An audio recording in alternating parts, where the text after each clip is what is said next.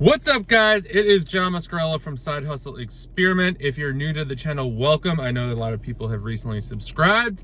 I am a six-figure Amazon and eBay seller. I sell mainly books and used media. I'm starting to get into online arbitrage. And today on the video, I'm keep getting questions about what I think about books and the restock limits, and what I'm doing to handle them. So I'm gonna go over 5 different things that we're doing to manage the restock limits, running a book and media business. And the last one is probably going to be the most important one. But a lot of you already have book businesses up and running, so I kind of wanted to share what I was doing, kind of the books we're sending in, and just kind of how we're operating. So before I start this video, I am not mad at Amazon or, with the restock limits. They run a business. They probably have data that says that this is a good idea to do. And as being someone who, when you run a business, you either have to adapt or move on to something else. And yeah, I do not think the restock limits is getting any better. I've talked to some bigger sellers, everywhere, and no one thinks this is getting better. It's pretty clear, it seems, that Amazon does not want books in their warehouses. So with that being said, let's get into it. So the first thing we're doing is we're really sending better books. Not better, but books that we know are going to sell within 90 to 120 days max. We use software. For most of you, you'll probably be using Scout IQ.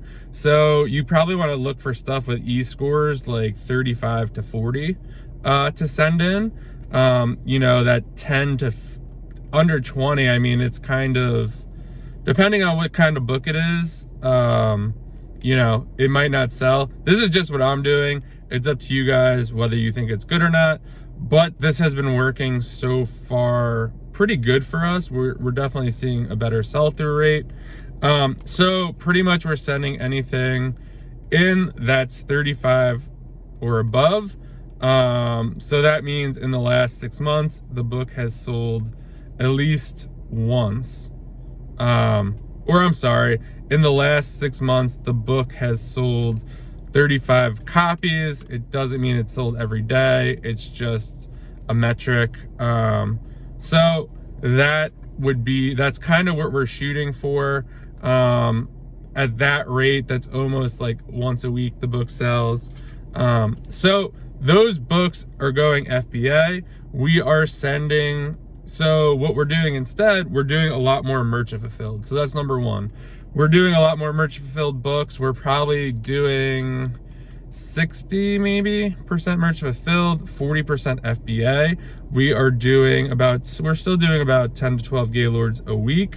So yeah, we're doing that. Anything pretty much with an e-score below 35, we're merchant fulfilling. And also what we're doing, there are some opportunities where we can make more selling the book merchant fulfilled than if we send it to Amazon. But we are sending those books to Amazon. We're probably making maybe $1 less than we could if we merchant fulfilled it. But it's because the book sells really fast, and I would rather have more volume at FBA to improve metrics than to keep an extra $1. So that's one thing we're doing, more merchant fulfilled. And it is what it is. You have to get organized.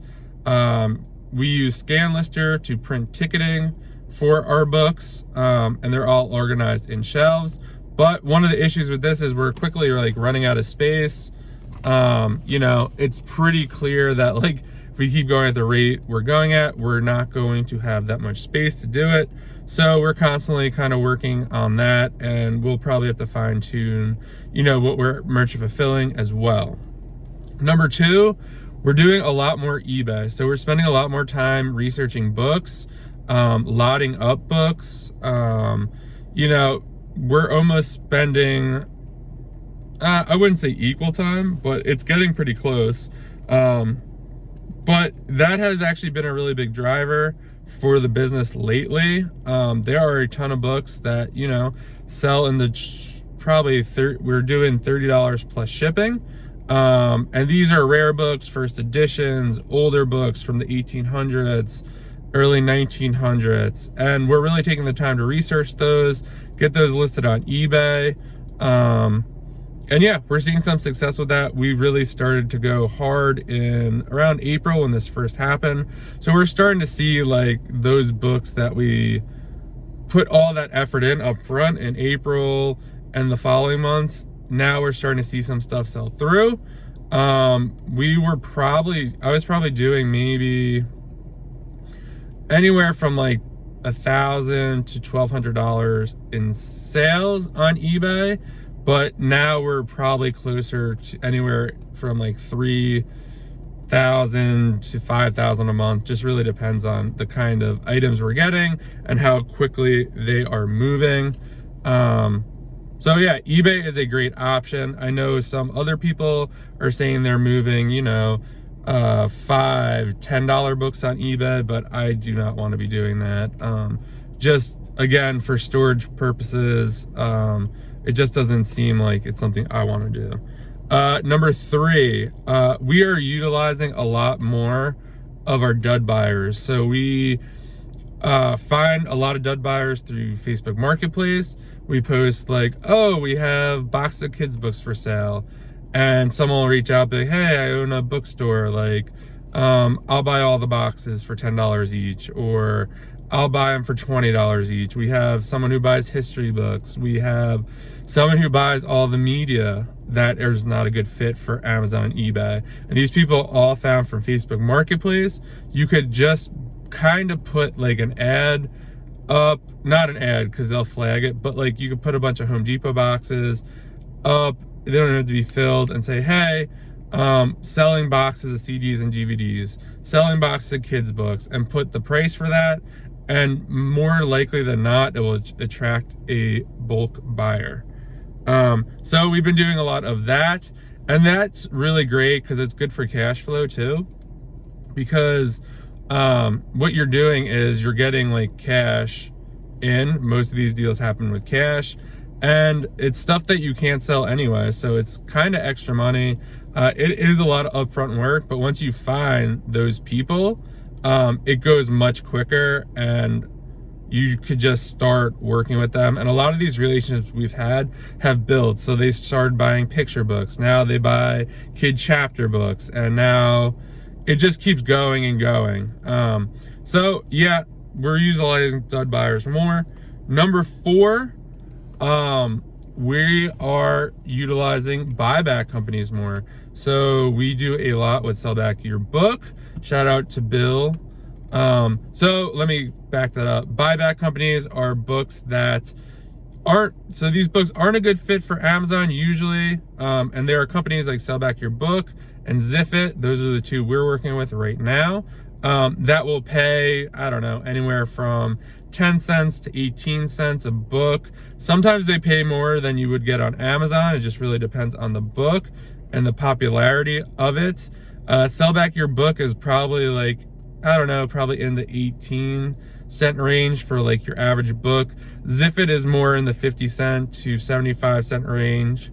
They do buy a lot less than Sell Back Your Book, but you do get better money for that. Like a Zif pallet, I am getting probably close to $500 to $600, and a Sell Back Your Book pallet's probably like $200 to $300. It just really depends.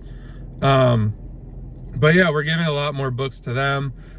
You know, there are some books that are on the cusp for Merchant Fulfilled and FBA for us, where, you know, we could make $1 or $1.50, but Zif or Sell Back Your Book is willing to give $1, and we're giving it to Zif or Sell Back Your Book just because, you know, we could make that $1.50. At this point in time, it's not guaranteed. These buyback companies, well, Zifit definitely, and Sell Back Your Book, they do guarantee, well, I'm not gonna say guarantee, but they do hold the prices that when the book is scanned at. So yeah, you're basically getting guaranteed money. And you know, you could send that book to Amazon tomorrow and it gets cut, and now you're only making 50 cents on it. And you also have to factor in labor. Like, I have a lister, like I have a helper. So like, for them to be touching that book for $1, it's just better off to throw it and give it to a buyback company. Number 5, this is the big one. This is one that, you know, I really do have mixed feelings about, but it is what it is, and that is switching our business model.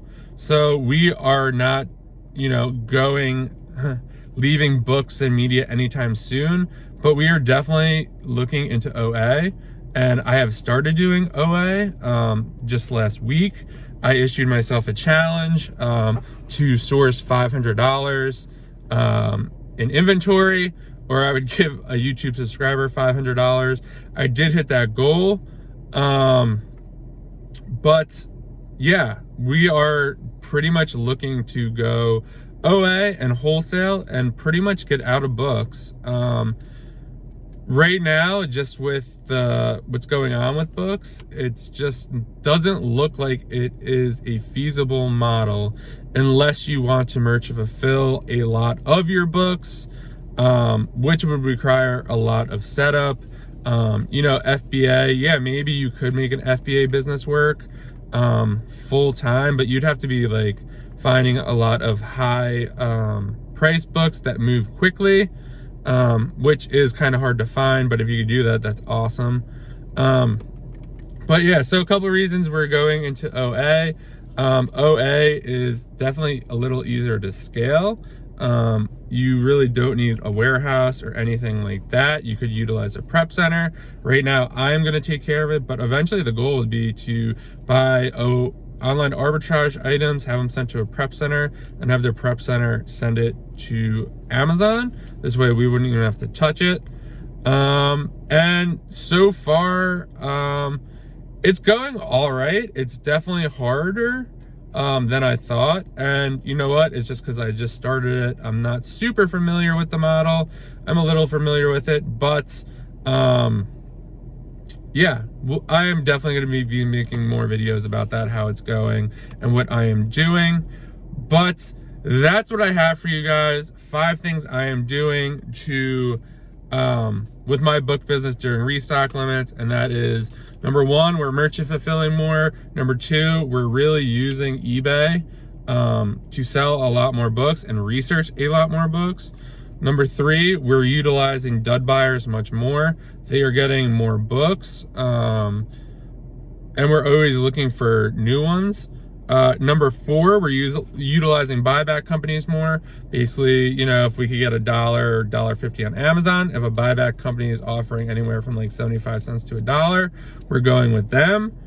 And 5, we're working on switching our model to online arbitrage, because I definitely do not think Amazon wants books in warehouses, and I do not want to wait until that comes to fruition and it becomes too painful. When this whole started, I had about 7,500 books that I could send to Amazon. Now I'm down to, I think, 4,000. So I mean, and that was in the span of 4 months. So I really think that trend is going to continue. But let me know what you think in the comments. What do you think about restock limits? If you're selling mainly books, what are you doing? Let me know if you have any questions, and please like the video, please subscribe, and I will see you in the next one.